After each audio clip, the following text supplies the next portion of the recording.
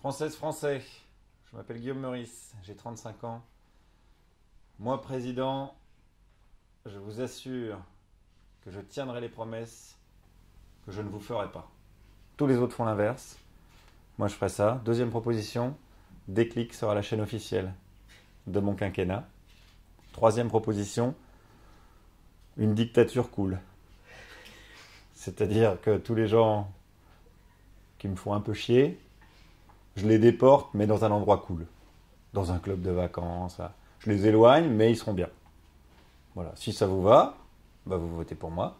Si ça vous va pas, votez Jean-Luc Benamias.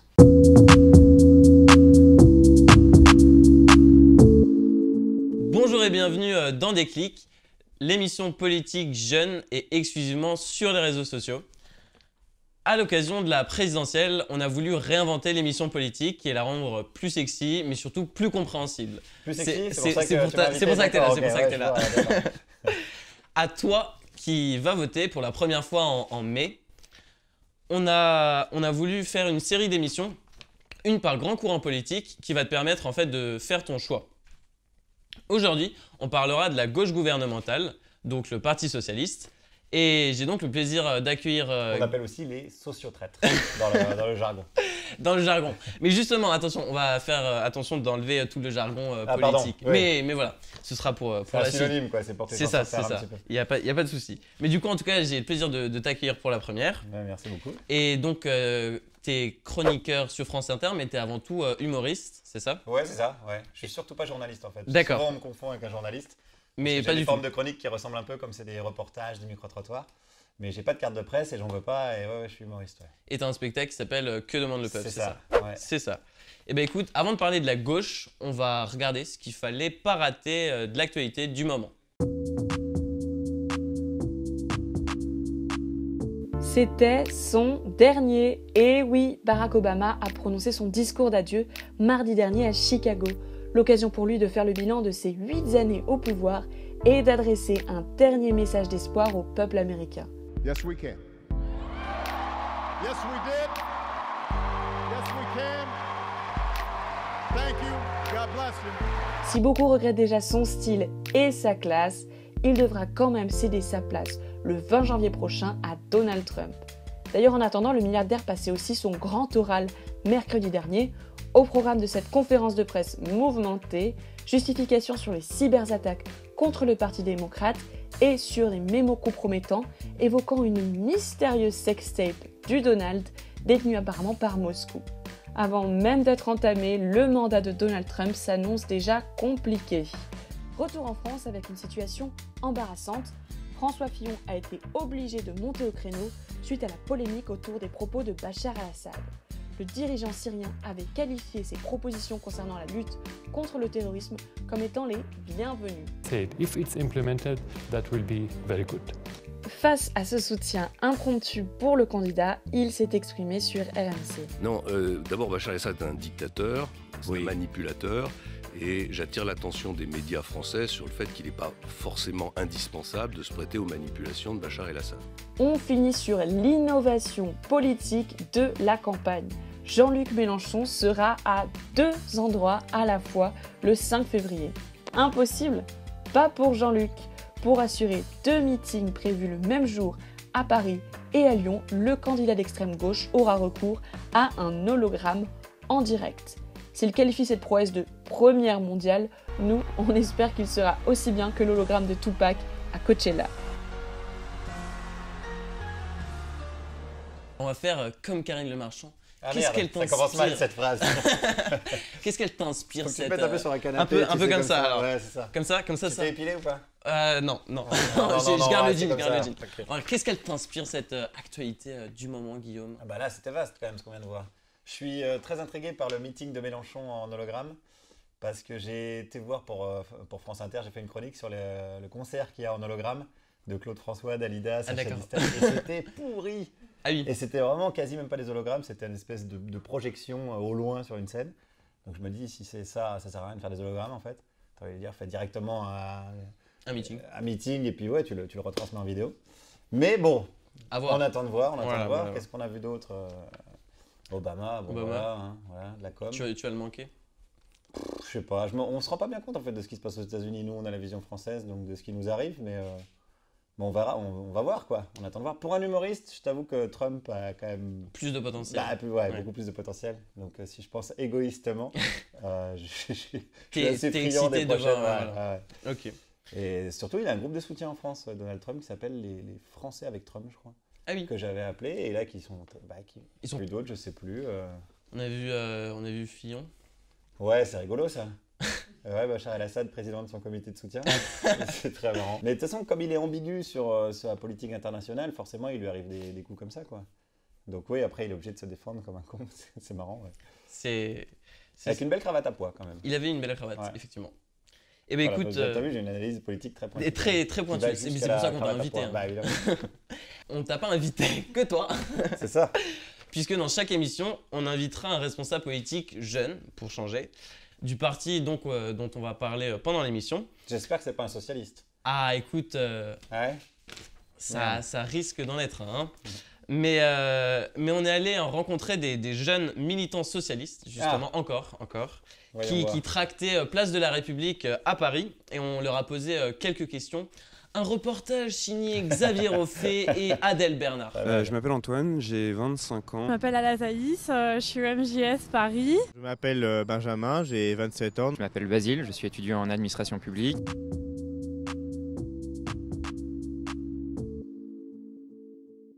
Le MJS, c'est le mouvement des jeunes socialistes, donc c'est une association de jeunesse des socialistes. Qui est autonome du parti socialiste. Donc. On a nos propres idées, nos propres campagnes, nos propres convictions. Qui a sa propre ligne politique, qui est un peu plus à gauche que le Parti socialiste. Donc ça veut dire que quand on est d'accord avec le Parti socialiste, on le soutient. Quand on n'est pas d'accord, on le dit aussi. La politique, c'est important pour moi parce que c'est ce qui permet de changer la vie. C'est ce qui décide de toute notre vie. Une phrase qu'on dit souvent, mais c'est si vous vous intéressez pas à la politique elle s'intéresse à vous. Et c'est exactement ça. On est quand même dans une société où les inégalités augmentent jour après jour, où on a des problèmes économiques, on est dans la crise climatique. Et la politique, c'est ce qui permet de reprendre le pouvoir et d'essayer de changer les choses. Je ne supporte pas cette idée de l'assistanat, qu'il y a certaines personnes qui profitent de l'aide sociale, qui vivent dessus. Et bon, franchement, ça me fait mal, quoi. Parce que c'est faux, parce qu'il y a plein de gens qui galèrent, parce que c'est compliqué d'accéder aux allocations sociales déjà. Et qu'ensuite, quand on les a, c'est largement pas suffisant pour vivre. Je ne suis pas satisfait de la politique qui a été menée pendant le quinquennat. Bon, tout n'est pas à jeter non plus, il y a quand même eu le mariage pour tous. Benjamin Lucas, bonjour. Bonjour. Ça va? Ça va très bien. T'es président du MJS, c'est ça? Oui, les jeunes socialistes. Et est-ce que, comme tes camarades qu'on a vu à l'instant, t'as envie de pousser un coup de gueule aujourd'hui? Oui, il y en a plein à pousser des coups de gueule quand on est de gauche, quand on s'engage à gauche. En tout cas, c'est mon cas. Ça procède forcément de révolte, d'indignation. On le voit, on l'a vu dans le reportage, il y a Trump le raciste aux États-Unis, Poutine le sanguinaire qui participe au massacre à Alep. On a en France Marine Le Pen qui est aux portes du pouvoir. Moi, dans ma région, elle a failli gagner les élections régionales dans les Hauts-de-France. On a la droite qui veut casser les services publics. On a une gauche qui est parfois pas à la hauteur de ce qu'elle devrait faire. Donc oui, il y a plein de motifs aujourd'hui pour pousser des coups de gueule. Et écoutez, avant de passer à la suite, au cœur du sujet, je vais vous proposer de vous présenter avec une interview croisée en ni oui, ni non, ni si, ni hochement de tête, ni... Ok. Est-ce que vous êtes chaud? Donc vous avez une minute. Vous avez une minute pour essayer de faire perdre l'autre. Et si... Attends, c'est un politique, comment tu veux que je gagne contre un politique? Ah bah écoute, fallait s'entraîner avant. Ça toute la journée, de faire des phrases longues. Écoute, c'est la règle du jeu. Et si au bout de cette minute-là, vous n'avez pas réussi à faire dire à l'autre soit oui, soit non, soit le faire hocher la tête, tout ce que vous voulez, bah vous êtes tous les deux perdants. Et comme gage, vous devrez du coup partager la page Facebook de Déclic. Ça vous va? Tu es malin, le jeune. Oui. Bah écoutez, c'est quand vous voulez. T'as compris le principe? Vas-y, commence.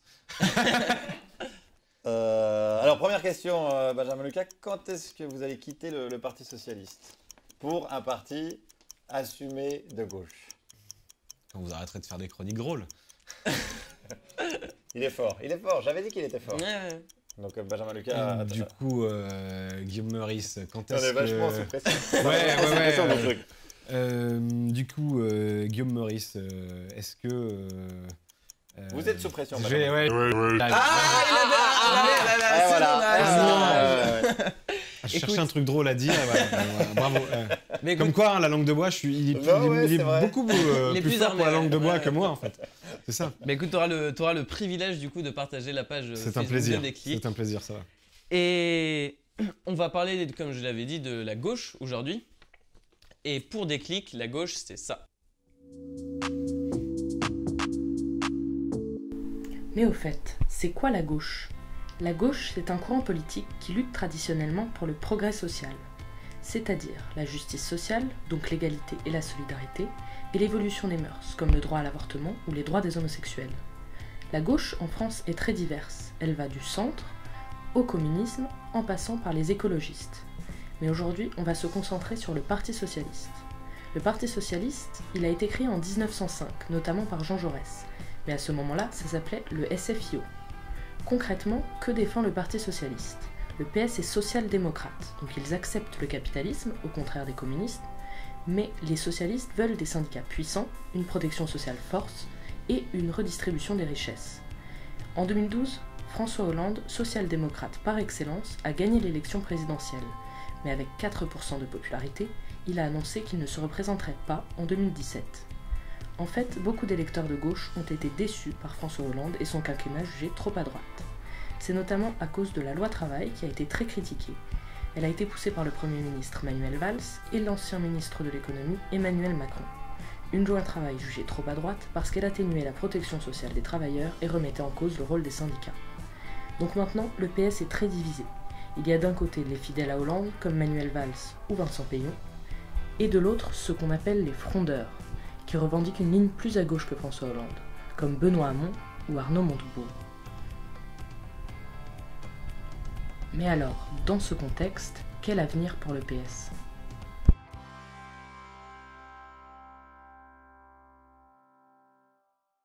Il est là. C'est gentil. Alors comme vous avez vu, on rentre dans le vif du sujet après ce premier reportage. Et pour laisser de côté tout le jargon politique, la langue de bois, les éléments de langage, à partir de maintenant, quand vous entendrez ce son,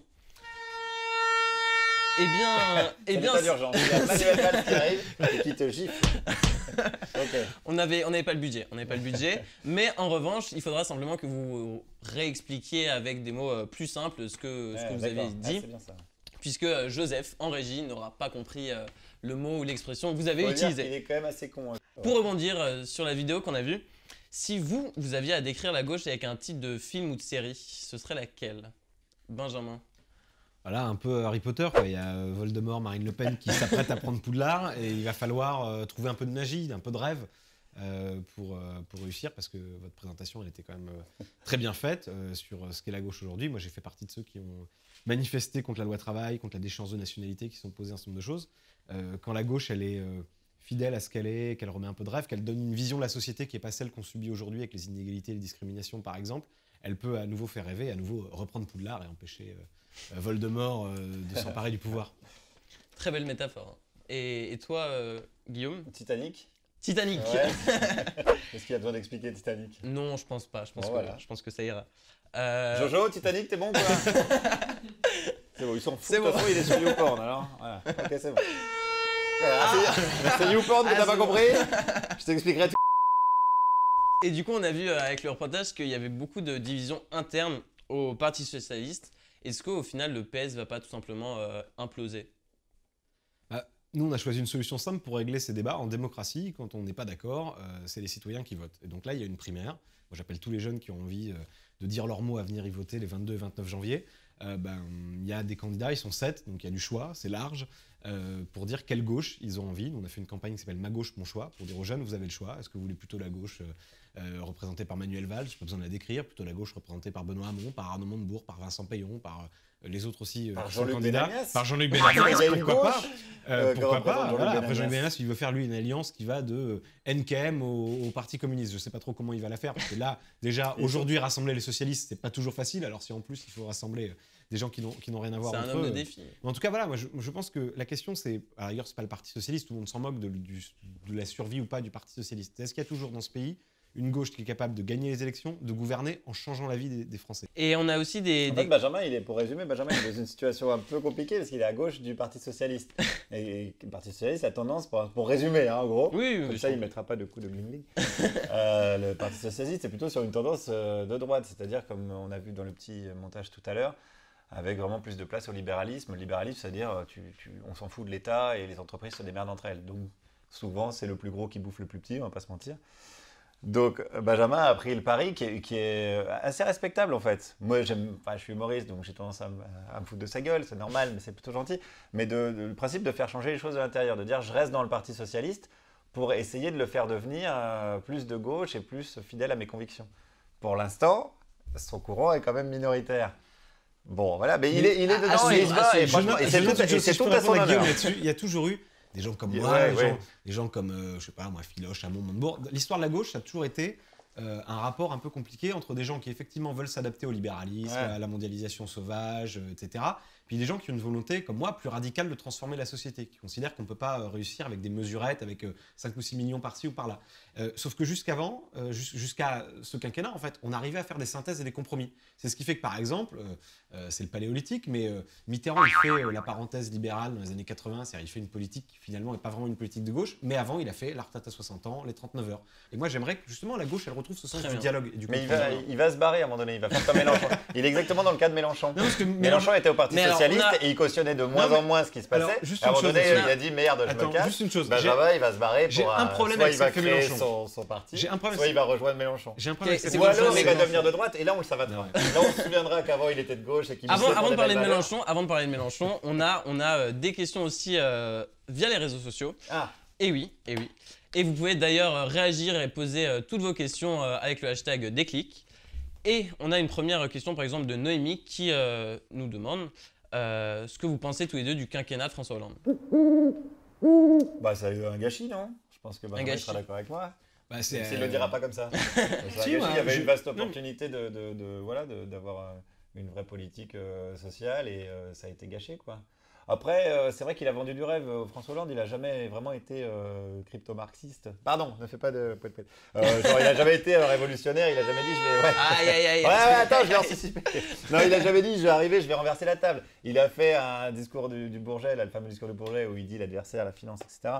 Donc, d'un coup, il y a pas mal de gens de gauche qui se sont dit « Oh putain, ça y est, ça devient Che Guevara, on te suit, etc. » Alors que bon, effectivement, c'est un meeting de campagne, donc il y a beaucoup de com et de promesses en l'air.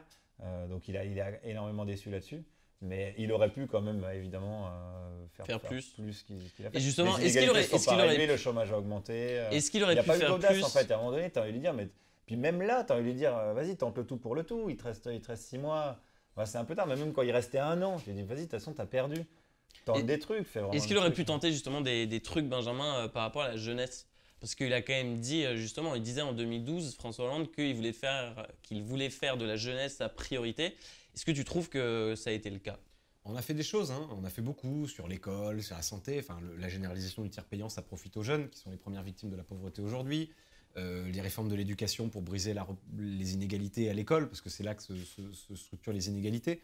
Mais beaucoup, parfois, c'est pas suffisant. Et effectivement, il y a une forme de gâchis quand on a dit à la jeunesse qu'elle serait la priorité, qu'elle vivrait mieux en 2017 qu'en 2012, et qu'au final, on a 7 jeunes sur 10 qui s'abstiennent, le Front National qui est le premier parti chez les jeunes, on ne peut pas dire qu'on a réussi. Une seule mesure que tu aurais aimé que François Hollande mette en place pour la jeunesse et qu'il n'a pas fait, ce serait laquelle? Toute simple, à mon avis très urgente, les jeunes sont les premières victimes de la pauvreté, il fallait ouvrir le RSA socle pour les moins de 25 ans pour leur permettre d'être autonomes. Le RSA socle, c'est en gros, comment dire ça très simplement, le minima social. Ah, on l'a sélectionné. Hein. Le RSA, je crois que tout le monde voit le revenu de solidarité active, qui est le minimum social, vraiment le plus petit truc qu'on puisse avoir aujourd'hui comme aide sociale. Hein. Eh bien, moi, je pense qu'on aurait dû le donner aux jeunes, parce qu'aujourd'hui, il y en a beaucoup, d'abord, qui sont étudiants, qui sont obligés de se salarier dans des conditions difficiles pour payer leurs études et qui, du coup, échouent à l'université. Donc, il y a une inégalité entre les riches et les pauvres. Et si Hollande a gagné en 2012, en plus, c'est parce que les jeunes ont voté pour lui. Si les jeunes ne s'étaient pas mobilisés massivement pour voter pour nous en 2012, c'est Sarkozy qui sera au pouvoir aujourd'hui. Alors, oublions un peu le quinquennat d'Hollande. Oui, oublions-le. pour la suite de l'émission. En ce moment, on est en plein dans la primaire de la gauche. La primaire de la gauche, c'est quoi? Si vous entendez parler de primaire de la gauche, de primaire de la Belle Alliance Populaire ou de primaire du Parti Socialiste, sachez qu'il s'agit bien de la même chose.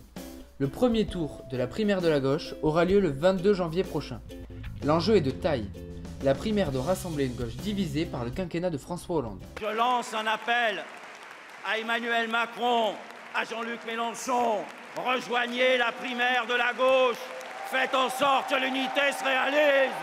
7 candidats sont en lice pour représenter la gauche aux prochaines élections présidentielles.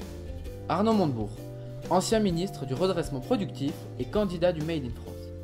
Benoît Hamon, ancien ministre de l'Éducation nationale qui veut créer un revenu universel pour tous les Français.